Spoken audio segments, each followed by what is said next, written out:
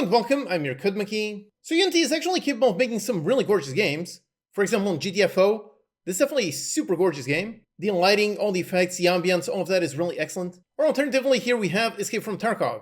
This is another one that is also really gorgeous and one that actually a lot of people don't know is actually made with Unity. Or we've got Lethal Company. This one is definitely quite a bit more stylized, but still looks really great. Or even something like Harold Halibut. This one definitely has a very strange, very unique style. Definitely a game unlike anything else. And part of the reason why these games look gorgeous is because they're using Unity's HDRP. This is the high definition render pipeline. Like the name implies, this is meant for high definition, so meant for making really gorgeous stuff. And the demos that Unity sometimes showcases, these are obviously made with HDRP since they're meant to showcase just the best graphics that the engine can actually produce. These always look really awesome. But soon enough, HDRP will actually be no more. Technically, it's not actually going to be deprecated, so if you're using it, don't worry about it. But it's not actually getting any more updates in the future. So recently, just a few days ago, Unity wrote this post on their discussions forum, so render pipeline strategy for 2026. The concept of render pipelines has been something that Unity has definitely been struggling with ever since they first introduced it. People, especially people who make like assets or shaders and graphical stuff, they've always been very annoyed at how we've got URP and HDRP and how everything is not compatible. So recently at Unite in Barcelona, when they talked about the future of Unity, in there they definitely talked about how their goal in the future is to basically merge the pipelines. And in there they basically talked about how the goal was more specifically to take URP and basically bring it up to the level of HDRP. And the recent news they wrote about here is basically that. So they're talking about advancing the universal render pipeline. So they are constantly improving upon URP, and that is very much the goal. They want to enable developers to rapidly innovate, prototype, and bring to market any game of any genre with high performance across every platform.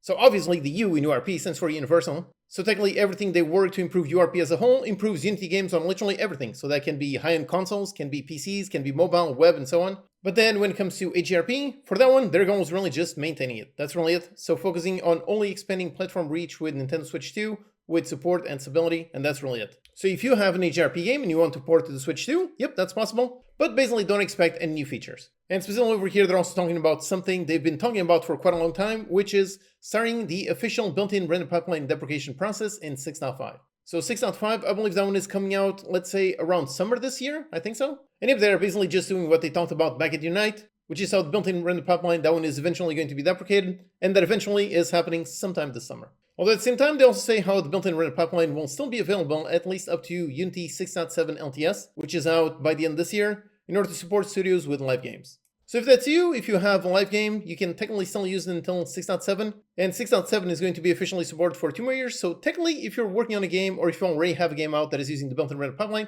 technically you can keep using it for about 2 years more, so that would be around 2028, you can technically still use it. But for the most part, 99% of developers, they should very much be using URP. So for the most part, I imagine that deprecating the built-in render pipeline will probably not be much of an issue for most developers. But yeah, basically their goal is exactly this, so advancing URP, that is their goal. Like I said, instead of bringing down HDRP or just canceling that without any substitute, instead their goal is to take HDRP where it currently is with tons of gorgeous features and basically just bring URP up to that level. Here they talk about the benefits of URP, how it is already the most flexible, allows studios to target any genre on any platform, from 2D to 3D to mobile, XR, and so on. And their strategy very much aims on making as much space as possible for URP to progress faster than ever before. This is definitely what I'm hoping will be the result out of all these decisions, basically removing the built-in render pipeline and stopping work on HDRP. Hopefully that means that all of those resources amongst the entire company, all of those bring together in just URP, so URP can actually get a ton of very significant updates much more quickly. Importantly is what they wrote here, so we are heavily investing on enhancing its visual capabilities in order to cover genres requiring dynamic 3D content and dynamic lighting conditions on the widest range of platforms. This will include physical light unit support, pre and auto exposure, physical sky and dynamic sky manager, real-time global illumination, this is the really awesome one, screen space reflections, on-time post-processing, mobile device, and a bunch more. And yeah, the super amazing one is this one right here, which was recorded on a talk all the way back in Unite 2025. And actually only recently saw the song, like just recently, just because someone mentioned it to me. And over here at the end, they actually showcase a really awesome demo that I did not know actually existed. Yep, so here it is, where they're basically showcasing real-time global illumination. So there's no baking, there's no adaptive probe volumes, it's all just real-time. Honestly, it looks super impressive. So really scenes go from looking like this, with basically just direct lighting, to this, where basically lots of indirect lighting all over the place just by toggling checkbox. So this definitely looks really awesome. And this seems to be Unity's response to Unreal's Lumen. It does change in real time, everything updates really nice. So yep, this tool seems really awesome. And again, this one's being built for URP, so that even if you're making a game using URP, you will hopefully be able to make things that look really gorgeous. In terms of HDRP, the only thing is really this, just HDRP on Nintendo Switch 2.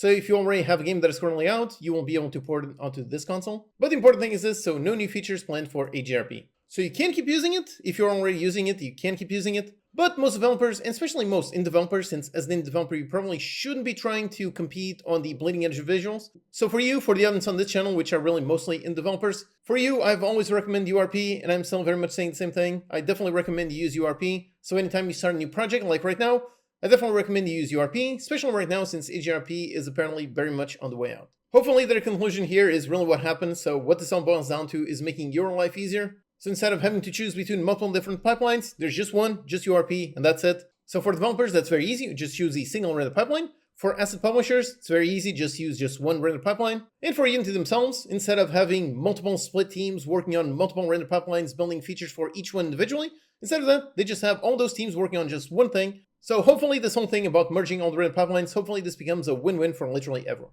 If you're looking for a step-by-step guide on how to make games, check out my free complete courses. For beginners, I've got my Kitchen Chaos course. It is 10 hours teaching you all about Unity game development. Or if you're preferring more technical path, check out my C# course. This one is 12 hours long and covers everything from the language, everything from beginner to intermediate to advanced. There's a free video on YouTube, and then there's a premium version with a bunch of awesome bonuses, like a companion project with actual interactive exercise for every lecture in the course you can learn by doing. And if you're already on the intermediate level and you want to take your skills to the next level, then check out my problem solving course. This one is focused on teaching you the most valuable skill of all. It's a very practical course with all kinds of exercises that you can do in order to gain tons of experience so you can gain this knowledge. This one also has a free version over here on YouTube and a premium version containing all the over 200 problems for you to solve in order to gain this really valuable skill. Check out all my free courses with the link in the description. Alright, thanks for watching and I'll see you next time.